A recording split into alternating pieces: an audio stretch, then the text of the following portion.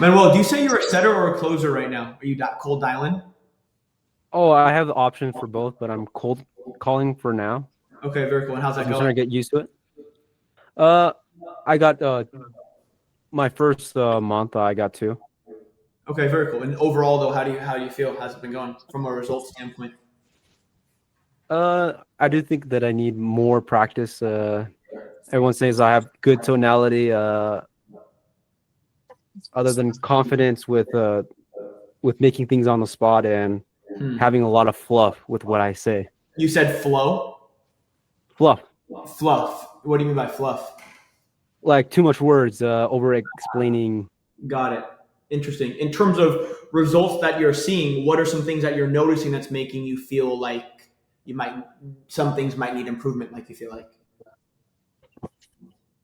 Well, I feel like I've seen a lot of people that I could have closed. Uh, I just like spaced out in the middle of what I was trying to say.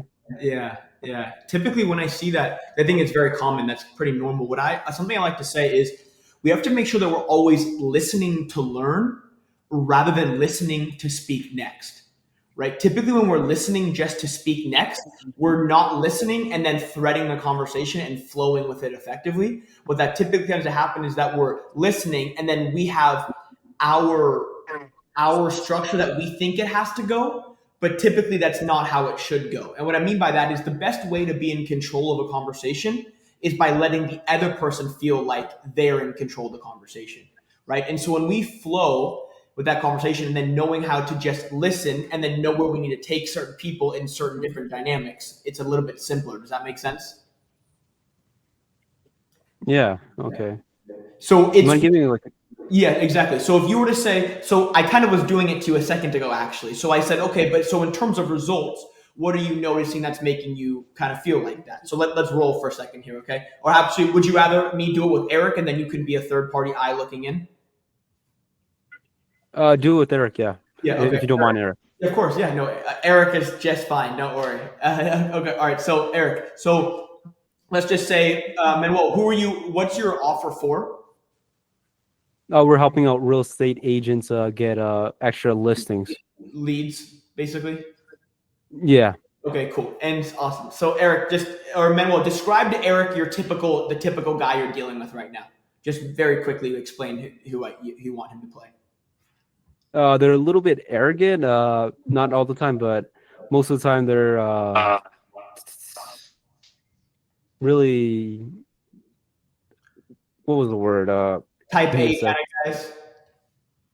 Yeah, they're more business oriented and they're pretty busy and they've been burnt in the past most of the time.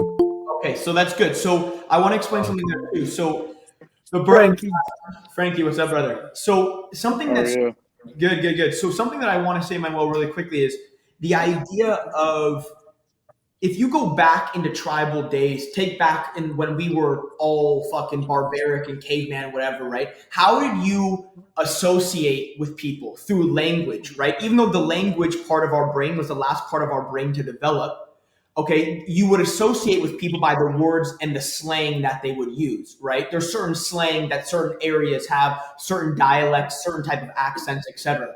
Right? So that is how you would associate people. So when you take business people like that, we have to use similar language like they're using. So they will associate us with their tribe, right? So in certain kind of things, especially in those dynamics, we want to make sure we're asking pointed questions that are not vague questions. They're pointed questions.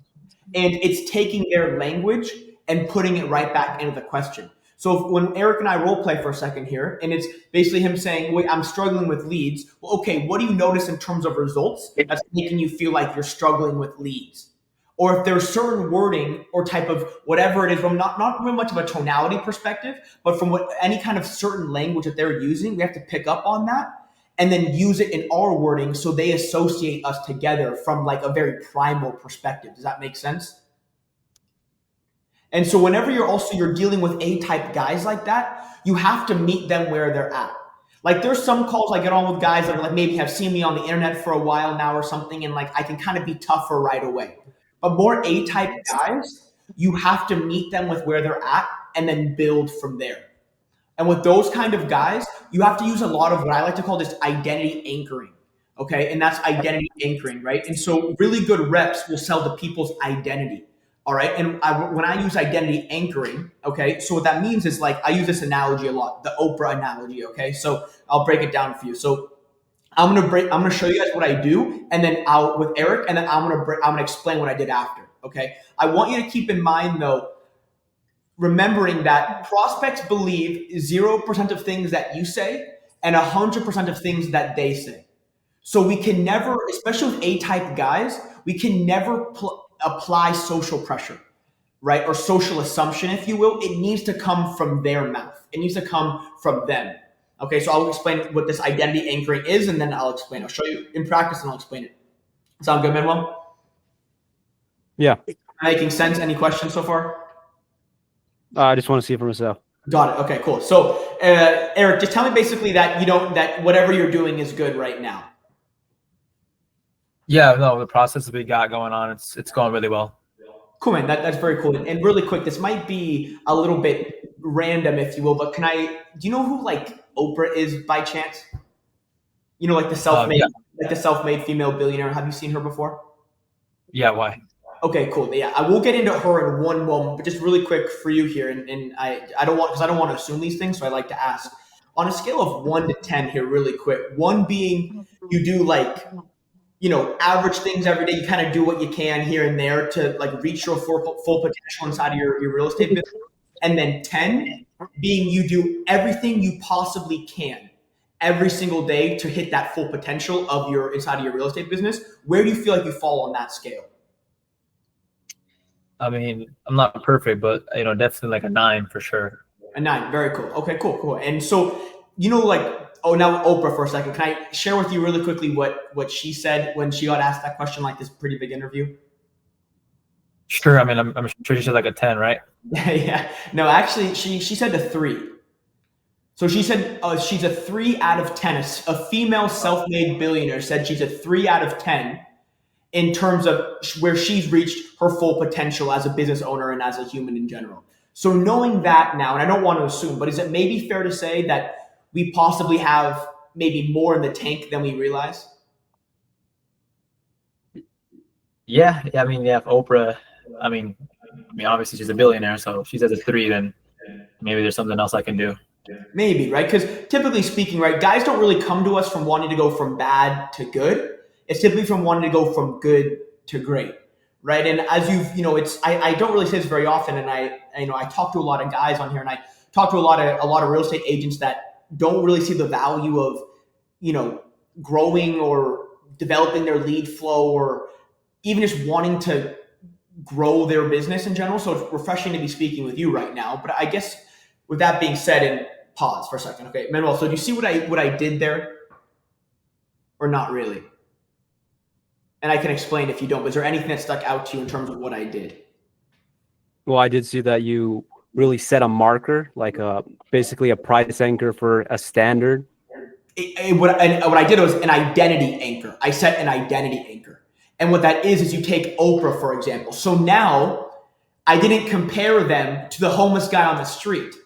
I compared them to a self-made female billionaire. And why I say Oprah is because whenever doubt is instilled inside of the brain, things are much more likely to stick to them. So what I mean by that is like if you take you in school, for example, and let's say a teacher back in the day, whenever you were in school, whatever, let's say if you walked into the classroom and the first thing your teacher said is, "Hey, Manuel, here's how you do number 5." You're going to say, "I didn't even ask how to do number 5." You're not going to be very open to their way of thinking or the learning the new process. But if you go to the teacher, you already have doubt instilled in your own mind. You're going to be much more open to hearing about how to do problem number 5 because there's doubt in your mind of where you don't know how to do it. So similar idea is with Oprah in there. I say Oprah because you say, where the fuck is this guy going with this? You say, where is this going, right? Like, what does he mean? So there's doubt is instilled, right? Doubt is therefore instilled there. And now someone's much more open to kind of hearing and learning about whatever it is that you want to tell them. So the point of the identity anchor is we're getting them to now assume the identity of somebody of now where the reference point is not for the homeless guy down the street. It's somebody really big. So now they're comparing themselves. The anchor is to somebody really big. So now they seem like if they said there are 3, they're like, oh, wow. They take a step back a little bit, right? So do you kind of see the methodology there?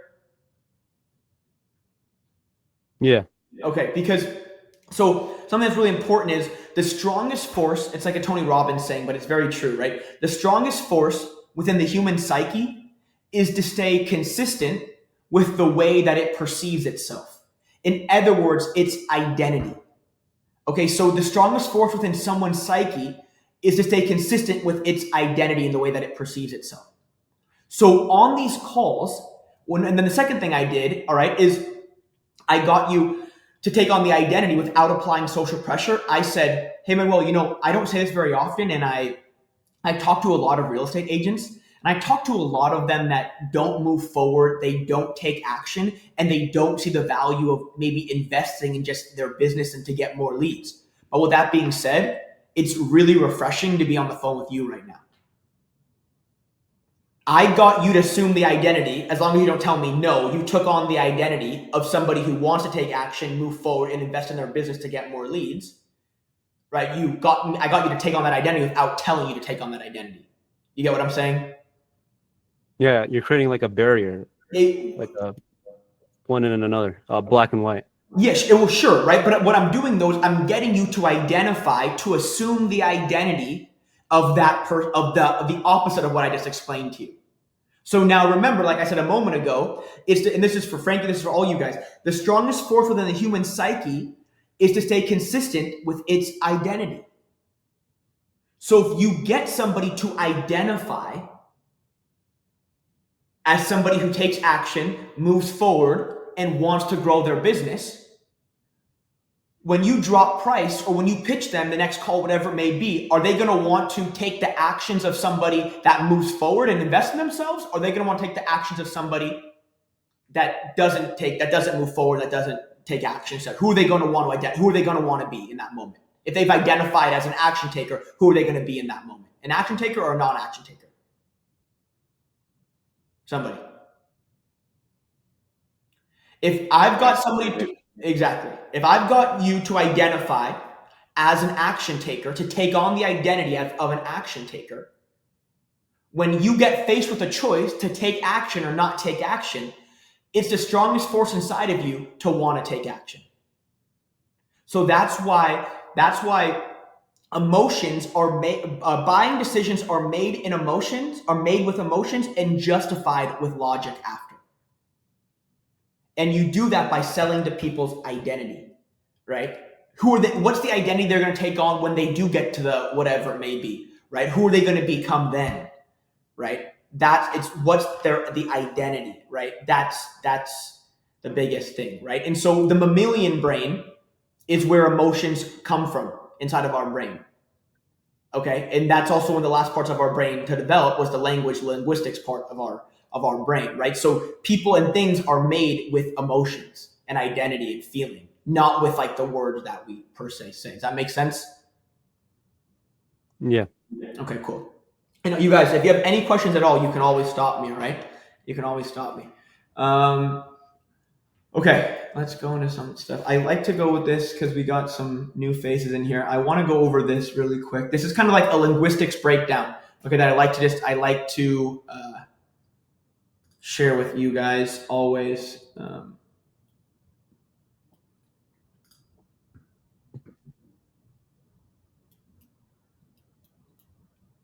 And if you guys have seen me on my content, you've probably seen me talk about this structure before, but I think it's that important that I want to share this with you guys. So something I pull up a lot is called Miro boards. Okay, I use these a lot. We'll see these a lot. And if you guys need access to this or want access to this, you can always just ask me and I will share this with you. Frankie, I want you to read this out loud for me, okay? Just read this whole thing. The top, bottom? Yeah, top to bottom. Okay. Impact of the words that you speak, 5-5-3-8-7 rule. So what are those? 55%. Yeah, exactly. So what are these numbers? I want to make I want you guys to notice this. If you added these numbers together, what does that equal? I know we're sales guys, not math guys, but it equals 100. So this means out of 100% of the impact that your words have is broken down into these three things. All right, so keep on going. So the 55-38-7 rule means out of 100% of the impact that your words have, this is how it's dispersed. So you can go, Frankie, keep on reading. 55% body language, 38% tonality, and 7% the actual words that you say. So if you were to really think about that, right, that means that over half of the impact that your words have come from not even the words that you're saying. And then if you add tonality, and Manuel, is tonality a verbal or a non-verbal? Verbal, right? It's a non, I get why that's a kind of a trick question, but it's a non-verbal. It's not what you're saying, it's more so how you're saying it. Okay? It's more of a not what you're saying, but how you say it. Okay? So 93% of the impact that your words have come from the non-verbal. Okay? And that doesn't mean that your words don't matter, but if these three things are not, if these two things are not dialed in, the words will not be dialed in. Which means, Manuel, back to your original point, I could give you the best script, the best framework, the best reframes, the best identity anchors, but if us internally are not dialed in, these words won't matter. Because then we go here, right? So typically speaking here, your confidence, your confidence is going to affect your body language. And then your body language will affect your tonality. Have you ever met somebody who's hunched over and like this and is talking calmly or confidently? Not really, right? Has somebody ever been pacing up and down like this and talking calmly? No, even my tonality just changed, right? So our confidence affects our body language, which then as a result affects our tonality, right? And so that is where, and then remember, these two things make up what percentage of the impact that our words have? 93%. 93. Right? Exactly. Right? So 93% are based upon, I don't want to kind of micro it, but on the confidence, right? So now let's get into what we break confidence down as, right? So something I want to emphasize with you guys is when I say words like confidence or empathy or whatever the fuck I say sometimes, I always do my best to make these words as operational as possible. Meaning, when I say confidence, you typically can't point to confidence. It's more of a feeling thing. So it's kind of taking confidence and really making that more of an operational perspective of things, okay? So here's more of the operational breakdown of what confidence is, okay? And it's typically these two things. So, Manuel, break down this for me, all right? Read these two things. These are the two main components of confidence, all right? No fear of social injury and overall general understanding of everything, willing to work out. Exactly. All right. So those are two humongous components of confidence. So what do we break confidence down to? All right. There's a no fear of social injury, which means I don't care how I'm perceived as long as I believe I'm doing what's right. All right. So it's an internal thing, not an external thing. All right. And then an overall general understanding that it's all going to be okay from a micro and a macro. Meaning, if that guy on that phone call tells you to fuck off, doesn't fucking matter. It's all going to be fucking just fine. In sales, you have to have a short-term memory. Because remember, you guys, if you close at 30 or 40%, you're going to keep a job pretty much anywhere in this industry. Even on some offers, fellas, at 35, 30%, they're like, dude, you're the man. That means that for every 10 people you speak to, only 3 fucking close. Right? And so that's the point I'm making, is that you got to have a short-term fucking memory a little bit, right? You got to be able to fucking bounce, to be told to fuck off a few times, and hey, that's okay. Because remember, it's what we are doing here, fellas, is helping people put themselves in the best possible position to succeed. Right? It's putting them in the best possible position to succeed. And Manuel, would you agree that, typically speaking, is that real estate agent in a better or worse position to succeed if they had your service? They would be definitely in a better situation. In a better situation, right? So you guys got to understand that a lot of these times, and I'll go into what I call the buying pocket in a moment here, okay? But a lot of times it's not do they believe that the service will work, is do they believe the service will work for them, all right? And through their limiting beliefs and their excuses, okay, and their past experiences, whatever it may be. Okay, so we'll go into that in a second. But I want to touch on this confidence thing one last time. It's an overall general understanding that it's all going to be okay. That guy tells you to fuck off, you're all good. Even if for a year straight you struggled, you whatever, you probably got a family that loves you. If you don't got a family, you can find a girl, whatever. You're going to be okay. And I don't talk like this a lot, but we all die one day, and it's going to be okay, kind of thing, right? That are two key components of what you would quantify confidence as. Okay, fellas. So then, that there's no fear of social injury. I am not in fear of what fucking Jimmy might think of me, some guy I've never spoken to before on a sales call, what he might think of me. Okay, because what this comes down to is, fellas, is if we don't have the confidence internally, how can we ever help somebody else create the confidence within themselves? What we are doing is building buyers. Okay, we're not selling to somebody, or we're helping people overcome their own limiting beliefs. We are helping. This is something we do for people, not to people, right? And so, yeah, Tristan.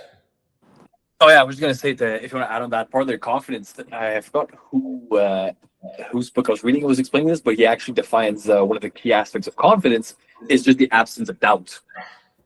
Yeah. It's not like a measure, like people's scale on a scale of like 1 to 10, how confident are you? But he's going like the reverse. He's like, well, how much doubt do you have? You know, you have 1 doubt, 2 doubts. If you have 0 doubts, then that would be the ultimate level of confidence. So that's kind of like the other point he kind of brings up, which tackles into the general understanding that everything will work out. But it's like, if you prepare, if you do everything you have to do, you know your sales process, your everything, your totality from A to Z and how to do it, then whenever you attack a call, well, you have no doubts. And with no doubts, you have the ultimate level of confidence, you know? Yes, precisely, right? Well said, exactly. And so, exactly, typically, it's like an old ancient Chinese proverb. It's not about doing more. It's typically about doing less. It's what are we not doing that leads to success, right? It's what are we removing, right? What isn't there, right? So it's not, very seldomly is it adding more. It's typically about removing, like the fluff you said, Manuel, right? Or some of these things. It's about removing the fluff, removing things. Very seldomly is it adding more. It's typically about doing less. Okay, and so in that, it's absence of doubt, right? It's a clear mind. A clear mind is a sharp mind. Okay, we don't battle negative thoughts with positive thoughts. We battle negative thoughts with self-awareness and understanding why do we think this is true right now, which is absence of negative. It's not about positive and negative thoughts. It's absence of negative thoughts is what it is, right? So thanks, Tristan, for that. That's a great point. And so typically speaking, fellas, that's what we're kind of defining and breaking down confidence by, okay? And as you see, right, confidence has a huge impact here. Fuck, I don't know why I'm doing that, sorry. Confidence has a huge impact on our body language and our tonality. And our body language and tonality make up 93% of the way that we communicate and the impact that our words have. So this is kind of a hypnosis thing. You know, this time I'll teach you guys a lot of like NLP kind of stuff and even some hypnosis kind of stuff. And one of these things of hypnosis is you can only control the external by control of the internal. True control is control of the internal, and that leads to control of the external. Everything's a reflection of the internal. If you have control in here, you'll have control out there. All right? If you feel like shit in here, you're going to feel like shit out there. All right, you're going to see shit, I should say, out there, right? So it's all a reflection of the internal, okay? True control of a situation, true control of a conversation is being able to control how we feel, which is controlling our confidence, controlling the body language, controlling the tonality, all those things. That's where real control of the situation first comes, all right? And so one last thing I kind of want to brief both you guys on, or all you guys on, is the overall understanding here of, typically speaking, in these moments, fellas, the real win for your prospect is not them buying the program per se or buying the service. It's overcoming their limiting belief around investing in themselves. Thinking of it like that, the goal is not having them buy. The goal is reframing and changing their mindset around your service or your product or investing in their business. And as a result, they will buy. The goal is to not get them to buy.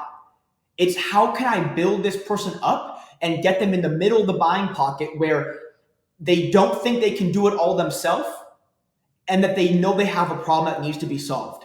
So let's segue into the buying pocket here really quickly. 1 second.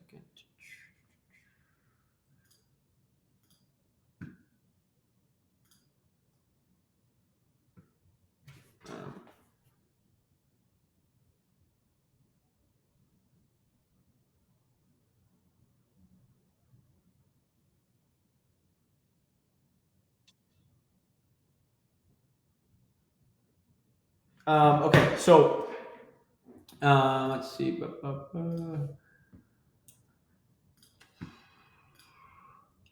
So when I refer to the buying pocket, fellas, this is what I'm referring to. Okay, so you draw a straight line, right, on a piece of paper, and you got at one end of the paper is a DIY guy, which is, Manuel, seems to be some guys that you talk to, right? Is some DIY, too much confidence. They don't think they need your help. Okay, then on this side, there's guys that have no confidence. They don't think they can do it. And there's no confidence there. So you take this guy, a DIY guy, he's going to say, I don't need anybody's help. I can fix it myself. He's not even problem aware, probably. Realistically, he's not even problem aware. Okay. And then you take this guy, he has no confidence to the point where he's going to say, why would I even invest in myself or my business? Because there's no confidence. There's no light at the end of the tunnel. Why would I even move forward? Because there's no light at the end of the tunnel. Why would I even think about doing anything? Because there's no fucking light, right? There's nothing at the end of the tunnel there for me. Okay, so it's finding, all right, the middle ground here, fellas. Okay, it's finding the middle here and getting somebody in the buying pocket, which means they believe it'll work. They believe it. You want to find the middle here, right? Where these guys meet in the middle. This guy believes, okay, on some level, that there's light at the end of the tunnel and he has confidence he can get it done, but not too much to where he thinks he doesn't need you. And then this guy, okay, has enough confidence to know that it can get done, but he also has enough to say, okay, I need some help to figure this out though. So Manuel, really quick, if you get a guy on the call, let's say you get a real estate agent that tells you, dude, look, I don't even know, like I've used this before, like, and you know, I don't know if I would even help, and like the real estate market's sucking and blah blah blah. Where is this guy in the buying pocket? No confidence. No confidence, right? So the kind of wording we're going to use with him is, hey man, I can really understand that. But with that being said, though, who do we need to become? Who do we need to start making decisions like in order to get to where we want to go? So we need to build this guy up, right? We need to build this guy up. Okay? So then this guy, we need to break him down a little bit. We don't want to ever get combative. It's always us on the same side of the table. Remember this, fellas, I want you to obsess over this. It's always you and the prospect on the same side of the table, going at their limiting beliefs together. It's you and them together like this. And on the other side of the table is their excuses and their objections. It's never you versus them. It's always you and them going at their way of thinking. Right? Because it kind of goes back to like this cliche saying of like people buy from people that they like and that they trust. Right? And on some level, it's very easy for certain things to get combative. And when things get combative, guard goes up and you can't have a positive conversation. It's impossible to have a positive conversation. All right, a one of transparency and respect and whatever, right? So I especially for newer guys, I want you guys to obsess over not being combative. But I don't mean that you don't challenge. Okay, that doesn't mean you don't challenge. Because let's go back, let's make another barbaric caveman-like reference, okay, from us as fucking thousands of years ago, whatever the fuck it was in time. I don't even know when it was. But who In these times, though, right, take Alexander the Great or Genghis Khan, all right, or whatever it may be, a lot of guys in these situations, fellas, they need a leader. They need someone to lead them to the promised land and lead them to overcome their objection, their limiting beliefs. Okay? And did that leader back in the day, the guy who conquered all the fucking land and did all that shit, did that guy say, guys, I think we should go to the right. I think we should go that way. Or did that guy say, we're going this way. I respect you guys. I've got your back and we're going this way. The second guy every time. That's who won, right? That's the guy who led the fucking civilization to conquer new land, right? Same type of thing goes here, right? You need to have authority in these calls, right? And that comes from all different types of things, which we'll go over, but you need to have some level of authority, right? And that's established because what happens is that's established because you're not letting your prospects get away with their way of thinking. So what I'm doing, fellas, is going back to the buying pocket, okay, right? So I'm always listening to prospect subconscious language. Always. I'm always listening to prospect subconscious language. Okay. And what I mean by that is he, just by the little words that he's saying, prospects talk to you the way that they talk to themselves. Maybe I'll say that back to me, what I just said. You're on mute. Prospects talk to you how they talk to themselves. So prospects talk to you how they talk to themselves. Okay. So in other words, if prospects are using wishful language with you, in their head, they're using wishful language. I wish I could just do this, or only if I got this, or I just did this, yada, yada. If they're using wishful language, they're over here. Right? If they're using language like, I don't need the help, anything like that, it's way easier to pick out this guy. He's over here. And you're doing this where you're finding the fine line. Because I've had calls, you guys, where I got guys like this, and I'm very good at breaking down someone's guard. I don't really ever lose status in a call ever. And sometimes what I do is I get this guy here and I break him down so much that then he's too far over here. This is what I used to do back in the day, mistakes before I realized this, is where I would take a guy, and then I even have a few of the recordings still. It happened one time in particular that I always remember, is there was a guy that I broke down so much that I just challenged his way of thinking. I reframed him so hard a few different times where he said at the end of the call, I don't know if sales is for me anymore. And my point being, though, is that I felt like in the moment that like those excuses were going to affect him moving forward. So I handled the limit. I pre-handled the objections, but I didn't build him back up to think he could do it. And that's the issue, right? Is you got to identify limiting beliefs, because objections, fellas, are limiting beliefs and excuses. All they are limiting beliefs and excuses. So, for example, Manuel, with some of the stuff that you were talking about with the real estate guys, them saying they've been burned in the past, that is going to be an objection at the end of the call. That's an excuse or a limiting belief. That's a belief that needs to be handled, because that needs to be reframed, because that will affect them moving forward to make a buying decision. Okay, so I used to like a few analogies. I'll make them quickly, but it's like, oh, cool. And just out of curiosity, how did that experience go with your last agency? It didn't go very well. Do you mind if I ask why it didn't go very well? They just didn't give me good qualified leads. They didn't show up, et cetera, yada, yada. Okay, cool. Would you be open to me maybe sharing a different perspective around that? Is that okay? Yeah, okay, sure. Yeah, go ahead. Well, I'm sure you've had like a relationship with somebody before, right?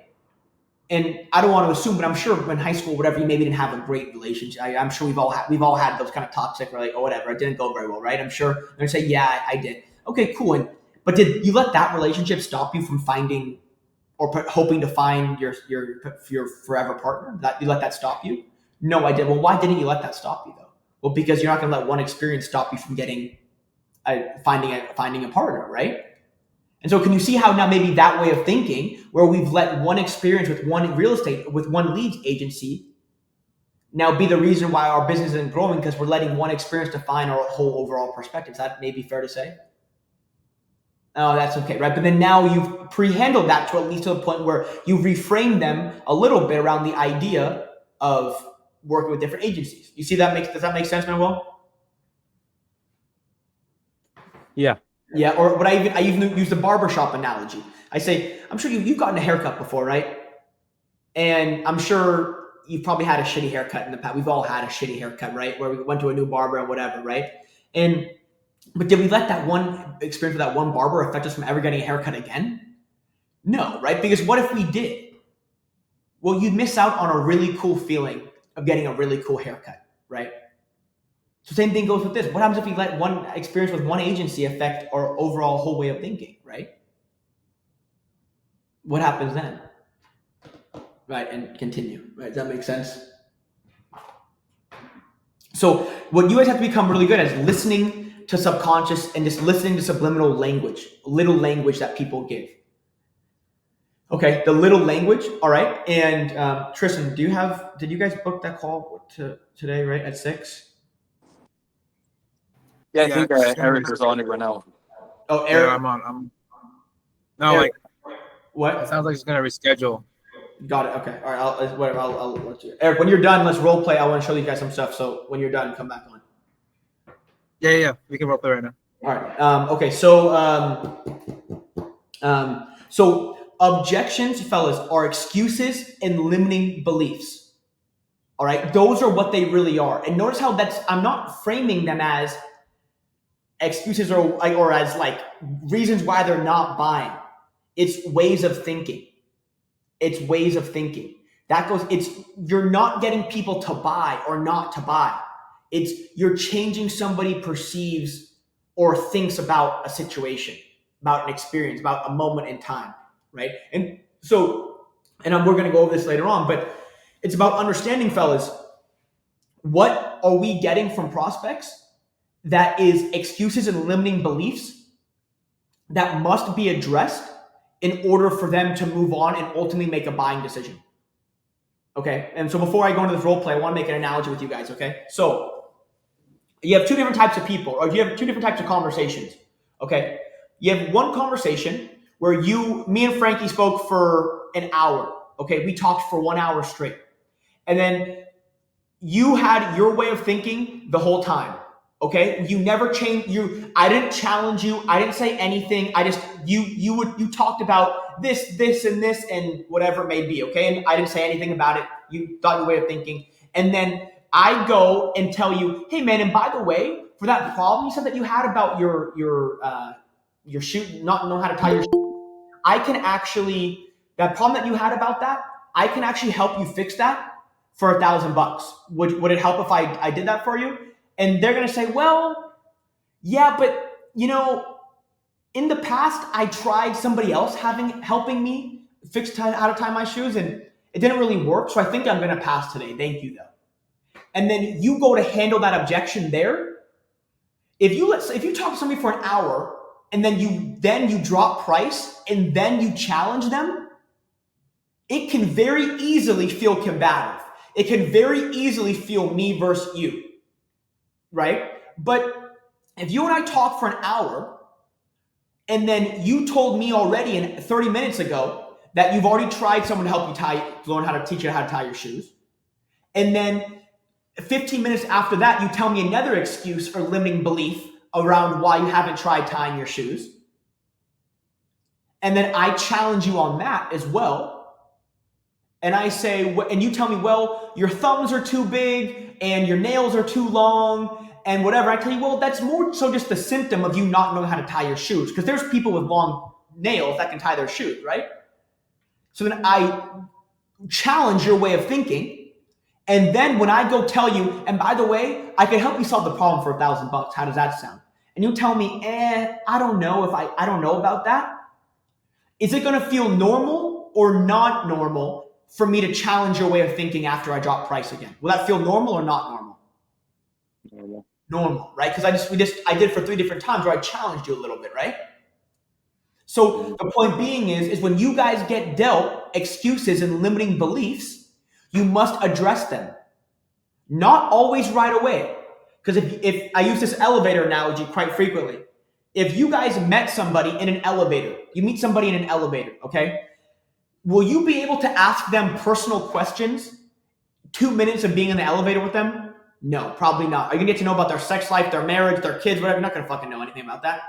If you get locked in that elevator though, and you're there for 30 minutes together, after 15 minutes or so, you can probably get some personal information out of them, right?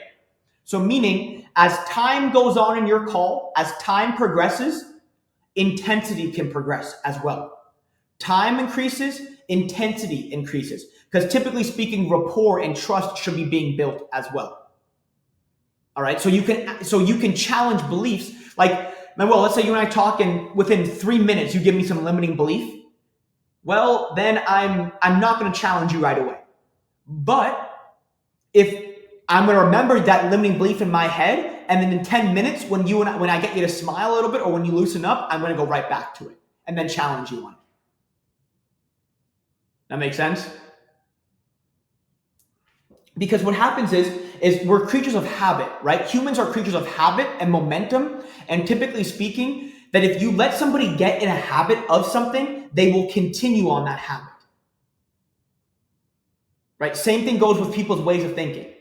Right? If you let somebody continue that way of thinking, and that's like you have kids one day and your daughter lies to you all the time. And then one day you say, I'm not gonna let you lie anymore. You're gonna say, what, you let me lie for 10 fucking years. What do you mean I can't lie anymore? Same thing goes on your calls. If you let a prospect lie the whole call, or bullshit, or limiting excuse and belief the whole call of why he won't place blame internally, he's not gonna move forward at all. He's not gonna do anything. Right? So point being, fellas, is objections are excuses and limiting beliefs. They're not reasons to not buy. They're excuses and limiting beliefs, and why people don't want to place blame on themselves. Okay? Because prospects that don't place blame internally, a prospect that does not acknowledge and admit that they have a problem, they will not buy. I'll say that again. A prospect that does not acknowledge and admit that they have a problem, they will not buy. Why would they need to buy? Because there's no problem to fix. What's the point of buying? There's no problem to solve. Yes. Eric, what's up? Oh, nothing. Oh, I thought you said something. Okay, so the goal of it is to get people to place blame internally. All right, so Eric, want to roll here for a second? Any questions? No, yeah, that's good. Let's just roll it. All right. Anyone want us to go over anything in particular? Anyone have any scenarios they want to try or they want to go over? Manuel, you I said. have a question. Yeah, go. Go. How would you break down somebody that has too much confidence? Yeah, I think you mentioned it before. You said reframe or something. Yeah, that's a very good question. So what I'm going to do is I'm going to get them to, one, acknowledge that they have a problem going on. All right. And what I do by that, though, is I typically get prospects to acknowledge that it's not going from bad to good, but it's good to great. I normalize the fact that, oh, yeah, man, that's pretty common for guys to come to us, Eric, not wanting to go from bad to good, but from good to great. And I'll be the first to tell you, if you want to stay at good, you can do that. Like, you can. Like, no one's stopping you. You're making 10K a month right now. Why not just stay there? Oh, I want more than that, man. So some language that I do is I'll say things like, I say this. So Eric, roll with me. Just tell me basically, I'm going to take you through like that analogy that I use around like how much money do you make the month versus a week, whatever, yada, yada. Okay. All right. Okay, cool. So, all right, man, cool, Eric. And how much is the business making right now? Right now we're doing really good, like 20K a month. Okay, cool. So you're making you're making like 20K a week. That's like 80 grand a month. No, 20K a month. Oh, 20K a month. Yeah. Oh, I see. Is that the kind of the overall goal? Is there a cap there? Is that all you guys can do? What's the thought process there? No, I mean we can do more, but that's where we're at right now. Yeah. Oh, got it. Okay, cool. And then I guess if you don't mind me asking, what do you feel like is the reason why you're there? Because you're doing 20K. I mean, a month isn't bad, right? I mean, you could definitely stay there. Yeah, I mean, I wouldn't say I want to stay there, but it's definitely good. Uh-huh. Well, I mean, you definitely can though. Yeah. Yeah, I probably could. I mean, it does pay the bills, but you know, always want to strive for more. You know. I see. Got it. Well, it's cool. I mean, definitely sounds like you're an action taker. You're somebody that moves forward and wants to progress. Yeah. Well, cool, man. So I guess in terms of kind of like what have you been doing to maybe do more? Because I guess it is pretty common for guys that come to us that are kind of not really going from bad to good, but from typically good to great. So I guess from getting you to go from good to great, what are some things you're doing today to help like you guys get there?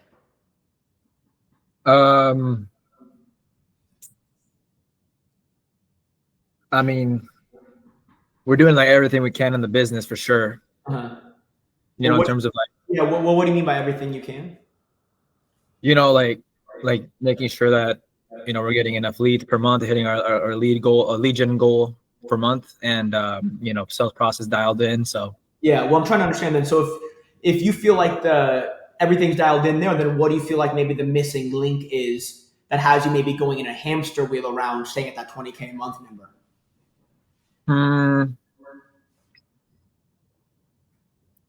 Yeah, I mean, I don't know. I guess maybe just like growing more would probably help. Yeah, well, what do you mean by growing more though? Just getting more leads. And yeah, I understand. So, and let's just say this is a sales offer, fellas. This is a sales offer to help people with sales. Okay, more leads. I get it. And so, how many sales calls are you guys taking a month right now? Right now, we're doing about 100. About 100. Okay, and out of that 100, how many are you guys closing right now? Out of the 100, we're closing 45. 45. So it's okay. And out of that 100, how many were actually closable? Oh, definitely like 70 or 80. 70 or 80. So, So let's just say, for example, and your ticket price is what, 5,000? Yeah. So I'm not great at math here, right? But so if we're at 45 leads closing at 5,000, you're doing like 225 grand a month, right? So let's see here. If 80 of those guys were closable, that's 80 times 5,000. Is the math right there? What's 400,000 minus 225,000? Holy shit! What does that say? That's 175 grand. So and what? Wow, is the math and what does that number mean to you?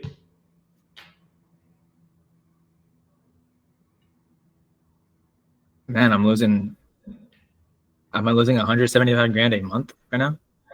Well, I don't know. I mean, I guess like I said, I'm not a huge math guy. I don't know, but I guess so, right? Because I mean, it sounds like it's maybe not more of a leads issue. It might be more of, and I don't want to assume here, but it might be more of like a sales thing, right? Because let's say you closed even half of those guys more, right? I mean, the delta there is 175 grand. I mean, even that's still a pretty big chunk a month, right? That we're leaving on the table. Yeah. Right. I mean, so is it maybe fair to say that it's not really a leads issue? It might be more of like a sales thing because, you know, getting more leads would lead to have to spend more what? Probably more money on advertising, right? Yeah. Right. So I guess with that being said, is it maybe fair to say that the quickest, and I don't want to assume, maybe you do want to take the hard route, I don't know, but the quickest, most effective way to probably get more revenue in the door is to by simply probably improving our close rate, right? I mean, yeah, you know, like I said, like 70 of them, at least 70 or 80 of them are closable. So if we were doing that, that would give me that money back. Well, because even if we did half, right? So you're closing 40 guys now, and there's 70. So even 15 more, 15 times 5,000 is 75,000 a month, I think. And what's that times 12? Do you have your calculator by you? Yeah, let me get it. What's 75,000 by 12? 75,000 times 12. Damn, 900,000. Is the math right there? Is that accurate? Yeah. Yeah. So what is that 900 grand number mean? I mean, I'm losing like 900 grand a year.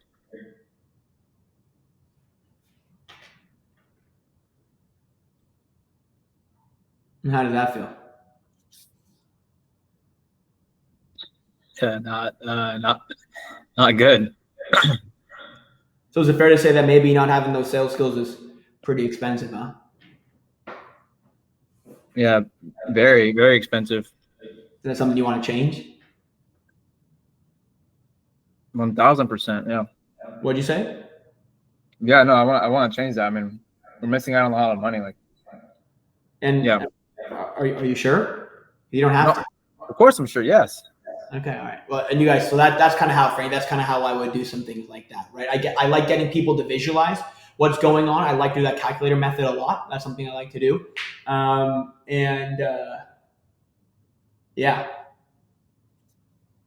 That makes any questions about anyone from what I did there? Mm.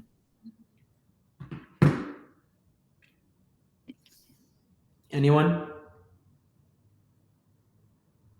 I mean, it makes sense.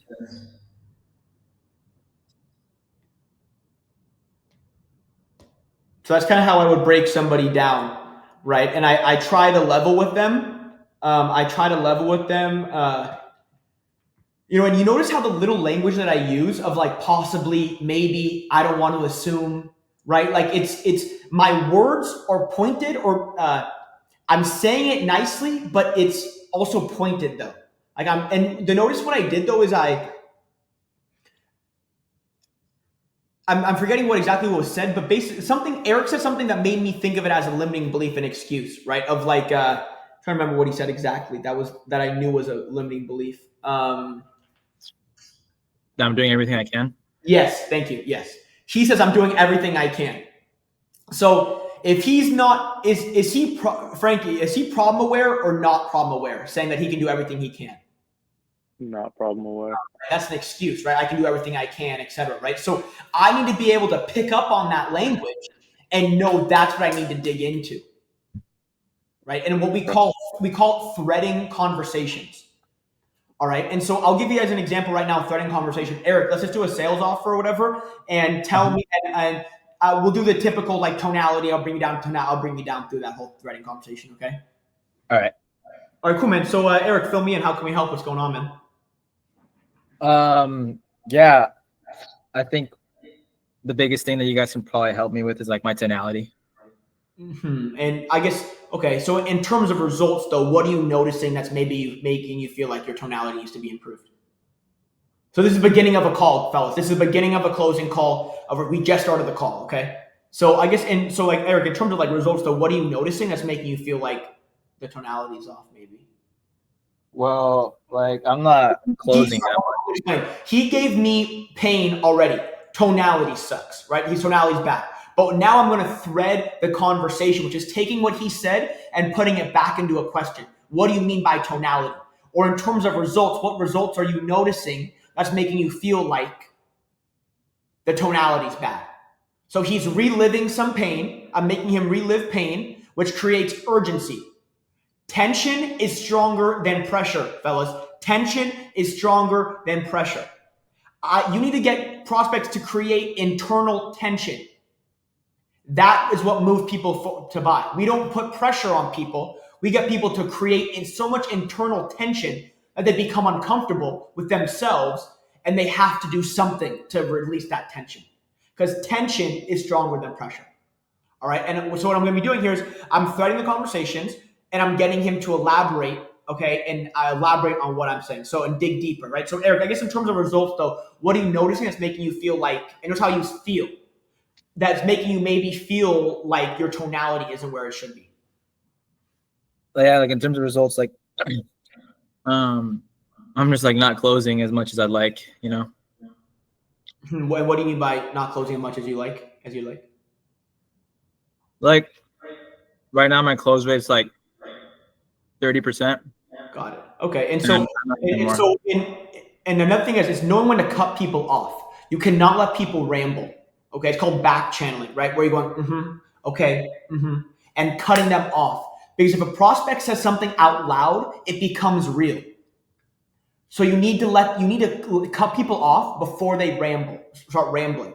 And you do that by saying, okay. And so I want you guys to listen. I'm mirroring Eric, not mirroring, but I'm okay. And if he goes to ramble, I interject. Because it's way easier for me to interject if I'm there the whole time. Right? It's kind of like in basketball or something where like you have your hand on the guy's hip a little bit and you're hip checking him a little bit. You're there. You're letting him know that you're there. And then it's easier to kind of get into contact because like he's felt you there the whole time. Versus he's talking, I'm not there. I'm not saying, okay, I understand, whatever. And then you interject. It sounds way more abrupt. So I guess what do you mean by, I guess I want you guys to kind of understand what I'm doing. So I guess what do you mean, Eric, by you're not closing at where you want to? Well, right now, like I'm at 30%, and I just know that I could do more. Okay, got it. Okay, cool. And I guess what are you doing or maybe not doing though inside of these calls that's making you maybe not close at a level that you want to?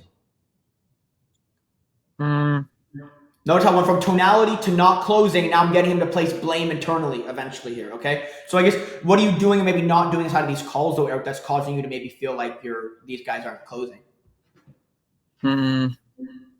Like we get pretty like argumentative in the call. What do you mean by argumentative? Like combative, like they give you a lot of objections. Okay, and what are you doing or maybe not doing that's causing some of these objections to really come up? Like I said, I think it's like my tonality maybe that's like triggering some resistance. I understand. Interesting. And what does resistance look like? Like what kind of objections are you getting on these calls? Like they'll tell me like at the end of the call, like they need to think about it or it's mainly that one and like they can't afford it. Got it. Okay. Then can I ask you something? Is that okay? Sure.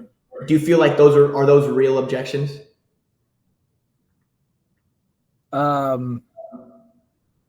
Yeah. What do you mean? Like, like, they say they got to go think about it. So, I'll give them a day or two. And let me ask you something, if you don't mind. Out of those guys that have told you they need to go think about it, how many of them actually come back to you and buy?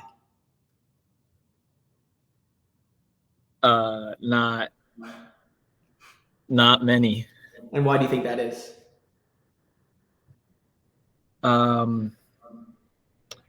I don't know. I mean, I don't know. Yeah. What do you mean? What do you mean you don't know? Like, they tell me they need to go think about it. I let them go think about it and just hope and pray they come back. Yeah, I understand. I can definitely get that, right? I can definitely, I've been there before back in the day, right? I understand. But I guess with that being said, though, do you feel like your service actually helped people?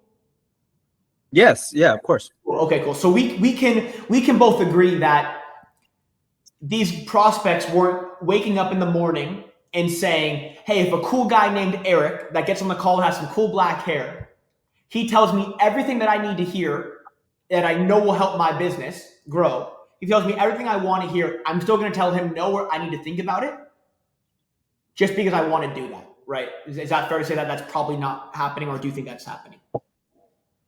Yeah, no, I mean, shoot, I would hope they're not doing that, but I think it's safe to say they're not, yeah.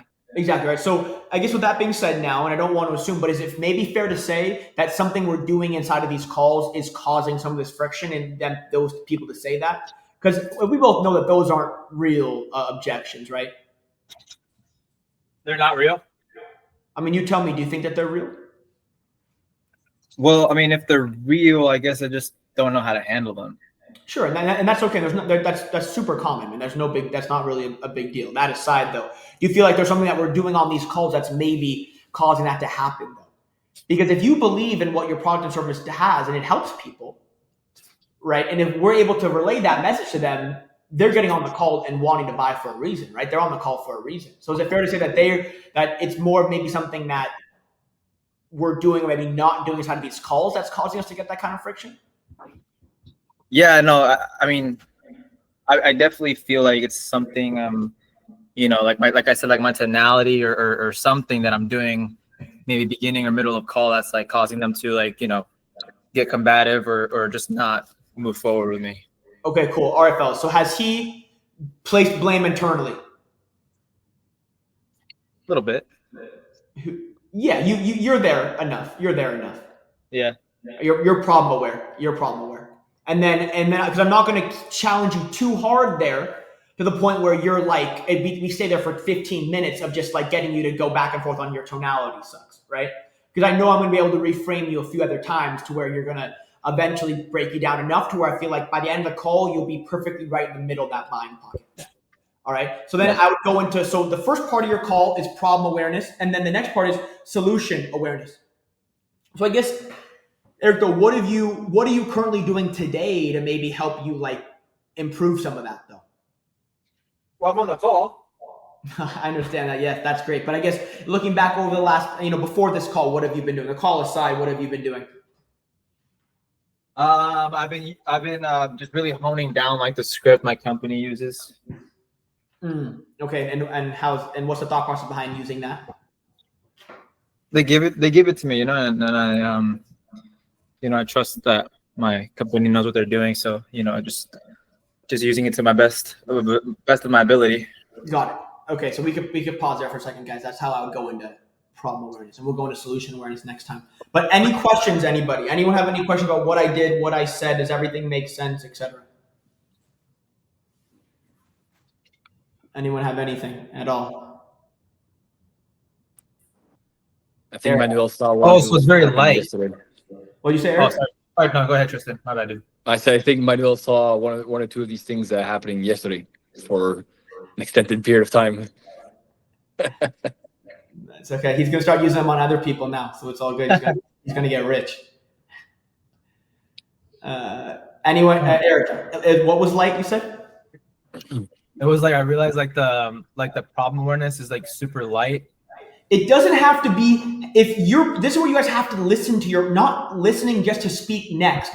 You're listening to learn about your prospects, right? You're listening to to fucking listen to what they're saying, right? What I mean by that, okay, is that if there's a reason why people are on the call. The shortest part of your call can probably be the problem awareness phase, unless this guy's giving you a ton of kickback. But the first part of your call is problem awareness, is then people being aware of the problem that they have in front of them, that there's awareness around the problem. Okay, and then understanding that and getting people to acknowledge that and place blame internally on some level, and then move forward to what are you doing to fix that though. Right. And so the point that I'm trying to make though is that if I know that you've placed blame internally, like I've got you twice to talk about your tonality, all these things that like are internal there, it's okay. You know what I mean? Like it's all good. Not all good, but it's enough to move forward, is the point I'm trying to make. It's enough to move forward. Right? Because and in terms of limiting beliefs, we got past that, right? We got past, I pre-handled you on limiting beliefs enough to where for the first 5-10 minutes of the call, I didn't just challenge you too much to the point where you wanted to get off the call, but enough to keep my status and not let you get away with it, right? Right. But you can see how if I let him get away with that, thinking about the excuses, whatever, it would be a downhill fight. It would be an uphill battle for me the rest of the fucking call. It would just be a tough battle for me the rest of that call. Right. And so it's letting people get in the habit of that. Right. Anyone have any questions on the why? Anything why behind what I did? Maybe anything? Manuel, Frankie, all good? Yeah, just so Manuel can get that value there, because we just got, it's fresh out of the memory.